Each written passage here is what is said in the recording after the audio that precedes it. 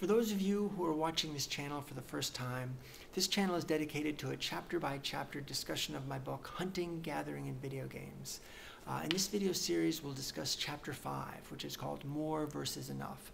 And I'm going to break it up into two parts. Part 1 will focus on the drawbacks that come with overconsumption and the general American principle that more is better. And Part 2 will focus on outlining a flexible but still precise guideline of exactly how much is enough. All right, now back in the hunting-gathering days, it was easier for people to recognize when they had enough material possessions. And one reason is that hunter-gatherers were usually nomadic, meaning they had to carry everything they owned from place to place. So there was that built-in limit to how much a family would even want to own. Another reason is that there just wasn't all that much to have.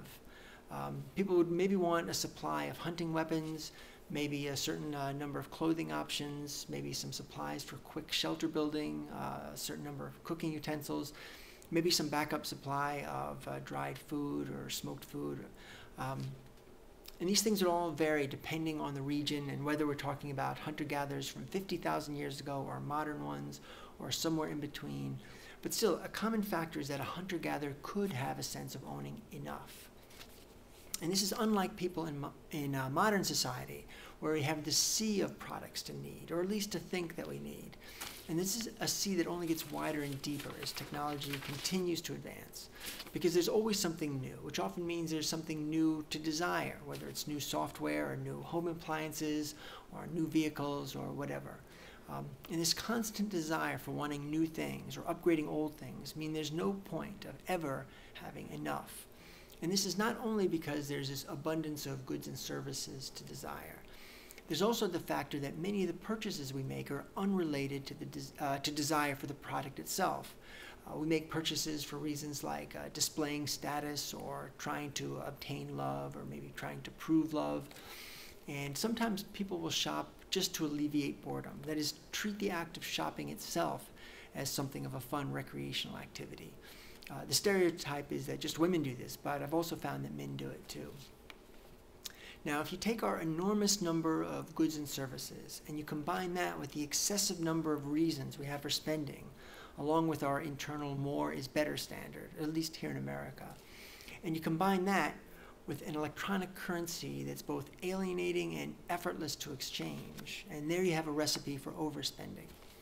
Now, before I go into this any further into the subject of overspending, I just want to back up for a second and mention that when I say that our electronic currency is alienating and effortless to exchange, I'm using language that I explained back when I discussed my book's second chapter, the video series called Why Do We Have to Use Money?